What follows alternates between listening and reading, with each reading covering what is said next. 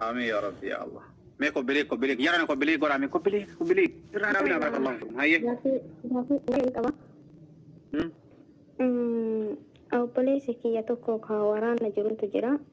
Garuu ramadaana kan amma waggaa 16 gaheera. Achitti immoo soomuu hin danda'u jedha. Maaltu irraa eegames? Maal gochuu irraa barbaachisa? Waggaa 16 waraana keessa jira moo isatu waggaa 16 reeffachisee naa? Urmiin isaa waggaa 16 garuu kaa itti wajjabeera. Inni garuu soomuu hin danda'u. Maal wallaaleera jedha. Bakka amma jirullee immoo tuyyuu leenjitti na deebisuu hedanii jira ramadaana kana keessaa naan jedha. Obboleetti mee bareechisee dhaga'i dubbiin ilamee dhagaa jira kenna. Wanti isin beekuu qabdani rabbiin alamaa mucaa san ka uume fi laal ija kennee kana kennee fi nama godhee akkanatti ka uume faayinni waraana mootummaa ta'uufi miti bara. Haa rabbiin gabbaruuf uume rabbi kanaaf isa uumate rabbi sinii galaami.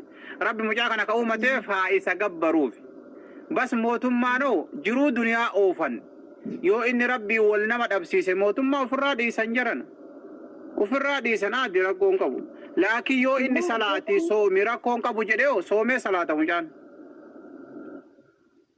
Ustaaz beektanii inni jaalatee deemee osoo hin ta'in dirqamaan ka qabamee deemee bakka dirqamaan qabamee deemettu bakka leenjitti deebisuu hedanii jedha. Ofii garuu iyyuu sooma hin danda'u achitti nyaanni illee namaan kennamu maal jedha. Kanaafiyyuu sooma kana mee akkam godhuu danda'a? Obboleetti dhageeffadhu obboleessa kee yoo barana giddiin qabanii oofani barana yoo oofani bara dhufu oofuu hin danda'an laal inni illee nama ta'ee mala laallachuu danda'a. Yoo barana giddiin akkas godhan bara dhufu haa mala laallatu. Yoo akkas godhan haa mala laallatu. Akkasi malee ila maa jara kenna waan tokko beekaa ofii leesin. Yomki wagga leenjii san giddii godhuu danda'ani laakiin erga achii bahe dhiisullee danda'a. Soomullee danda'a poolisii yoo ta'e addi rakkoon qabu erga achii bahe mumkin awwalli kun jabaachuu danda'a laakiin booda danda'a. Alaa kulli haalinni yoo falli argame fala haa malatu.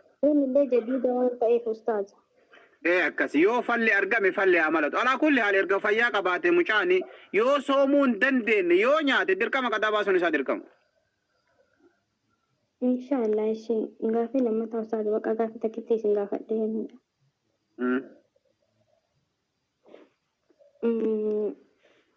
Ilmi namaa kun yeroo waa balleesse rabbiin yoo isatti to'ibaa deebitee rabbii kee kadhatte siif araaramaa jedhan. Laakiin garuu haqa namarraa buutee nyaattee osoo namni haqa sana deebisisin jedhu. Yoo araarama kadhatte rabbiin siif dhiisa. Godaa bilbaquuti. Namni deeni ofirraa qabu. Namni deeni ofirraa qabu laazim dirqama deeni san kafaluu qabu. Yookaan abbaa dhaqee daaraktii naannoo jedhamu. Obsi sirrisi. Obsi maayii qaban. Obsi.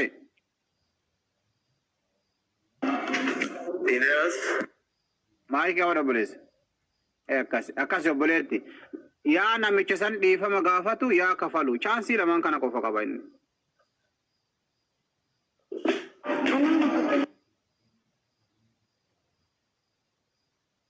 Kiyya waan guddaa tokko nama gadi fudhachuu hin dandeenye humna qabaatte fudhadhuu nama nan jedhu ani garuu humna hin qabu garuu rabbiin kiyya qabeenya kiyya kana naaf dhiisi yoo inni jedhe hin dhiisafi. Sun si qabdii miiree sun si qabdii bar mumkin hin dhiifta fi mumkin diduu dandeetta alaa kulli haali yoo dunyaa tana takka abbaan dhiisuu fi ka jaalatu jechuu jaalatee dhiisuu fi inni ofirraa kafalu bas lamaan kan qofa chaansin. Kalaas hin argatta ka erga dhiisuu didde wanni kee lafuma sii jirti. Kalaas erga dhiisuu didde yoo dandeette irraa fudhadhu yoo dadhabde guyyaa qiyama giddiin qabanii irraa sii fuudhan laal sanuu waan inni salaataa bahe waan inni soomanaa bahe fuudhanii irraa sii kennanii yoo inni ofirraa kafalee ka'ee jannata isaa geette ibaadan isaa ahla wasaalan yookaan ibaadaa isaa fuudhanii sii kennanii mumkin inni qullaa ta'a ati wada jaannam jedhanii. Ajjaan Allahumma zaalik. Inshallah nama addunyaa dhabee afiraa dhabu rabbina taasisni tajaajila jiraadha inshallah. Assalamu alaikum. Alaikum assalam wa rahmatullahi wa barakatuh. Baga ittiin isin gahe ustaaza isin mara keessan uyyuu mat. Amir baga lubaan nun gahe ka. gaafii takka qaba dhiifama garuu afaan illee isin goysine ummanni keenya gaafii jedhaa akka jiru. Haya. Gara naannoo Arsii kanatti buttaa waan jedhamu tokko jira. Giddimaan shamara butan fedhii maleedha. Uleedhaan faatumanii. Yaa Rabbi nagaa buusa.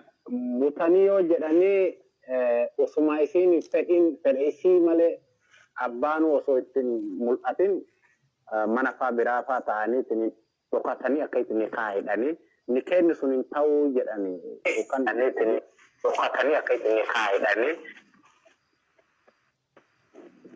sagaleen kun addatti dhokatanii nikaa hidhanii nikeenni sun isii eeyyamin hin ta'uu jedhanii ilma walirraa argatan sun maal jennaan reemme ustaazoo dhugaa akka ta'u ta'e mee waan sarratti nu himaa jechaa barbaade.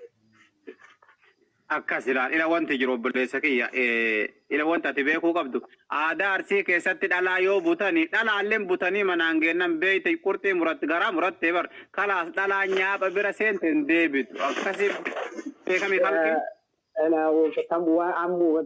Waan nama beeku raayii hime osoo kan ta'in boodallee addaan bayanii jalaa tarte manaa baatee jechuudha. Akkas ilaalaal isiilleen fakkeenyaaf yoo ofirra eegaa jiraatte jarana dhageeffadha. Dhalaan takka fakkeenyaaf butaniiti manatti hin galanii barwanni Oromootu yeroo tokko rakkoodha. Isiilleen beeyti kalaasan tanyaaphaa ta'ee jira booda kalaas warra kiyyaa bahee beeyti ilaal. Abbaan beeka akka isiin ta'e isiin taane kalaas irraa bahanii jiran abbaan dhaqee achumatti nikaa hidhee fiitumaan biraa deeman. Booda jaarsaa jaartii ta'anii mumkin أكثر 90% ممكن بنين آدم دوران أكسم أمر لين جاكية 90% هرك دبرة سجلتم أكسم التجارات دور خلقين. أستاذ دوباره garu akkami beektani anna ujol macaabe kurai abbaan dhokate nikaade isin uje mana ticufani nama sanin jaalanne gaafa kaani nikaade biratare tiqoma turte yeroo ay argatte jala dhokate tarte jechu baatetti giddiidhani osoo akka amma ka nyaapha ta'e maal osoo jette ko rakkoon qabu jedhama garu giddiin fedhan qabdu garaa keessaa osoo duutu osoo ujettu akka itteedhani kuni amma akkamitti ni kennu sun taama yoo jecha gaafii natti ta'eetiin ture. Akkas kun amma dhageeffadhaa jirana bareechisaa laattuun amma kun maal jedhama abbaan ilmoo zollomee jedhama abbatu ilmoo zollomee laale isinii galaami abbaan ilmoo zollomee jira. Abbaan zollomuun qabu zulmiin gaafata waa'ee zinaatti hin gaafatamu zulmiin gaafatama zulmi abbaan intala zollomee jira maaliif mirga isii dhiibee ammallee deebitee boota isiin kennetti kenne akkasi waa'ee zinaatti hin gaafatamu manni yoo tanaan dura zinaa godhe malee intala abbaan nikaa hidhe yoo zinaa yoo waliin dabalaman waa'ee zinaatti hin gaafatamu. Ilmi sun nagaa jechuudha. Ilmaa miti innuu nagaa jedhaa baran jaarsi tokko dhalaa takka yoo fuudhe yoo abbaan nikaa hidhee fi osoo isiin u'uu jettu bas abbatu intala zullume waa'ee zulmiitiin gaafatama abbaan rahmaanii lafotti guyyaa qiyaamaa. Malee nikeen inni xaadha jechuu ustaaz. Akkasi waa'ee nikaatii miti dubbii waa'ee zulmiiti kun. Isiin bar nikaa nan inaan iyyine bar na zullumtanii jirtanii annama kanan fedhuu iyyaartii bar.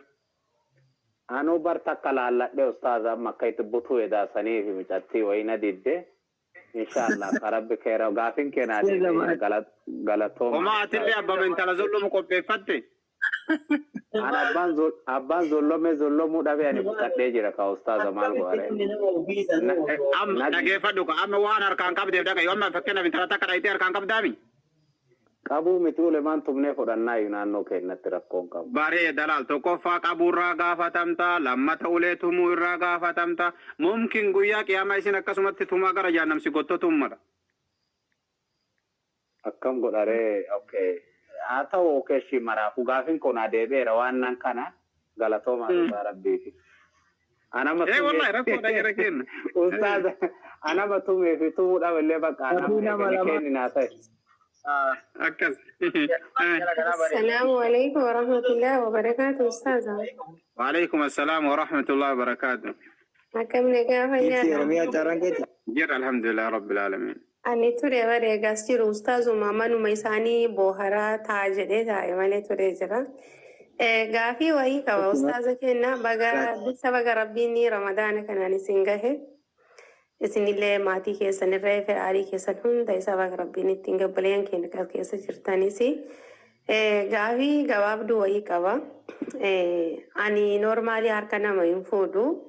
Garuu bakka dalagaatitti yeroo tokko tokko beektanii uummanni adiin kun dhufanii akkanatti yoo ati wanta gaarii faafu goote tasuma sit dhufanii akkanuma maal jedhama akkana take 5 jedhanii harka kan akkanatti harka waliin dha'uu kana harka amma akkan jedhee isinitti himuu danda'a. Warra akkanatti harka waliin dha'uu kana jechuudha taalee. Akkasi dhufanii yeroo ati waan gaarii goote faa akkana sitti godhanii ni yema malee akkana si dhahan.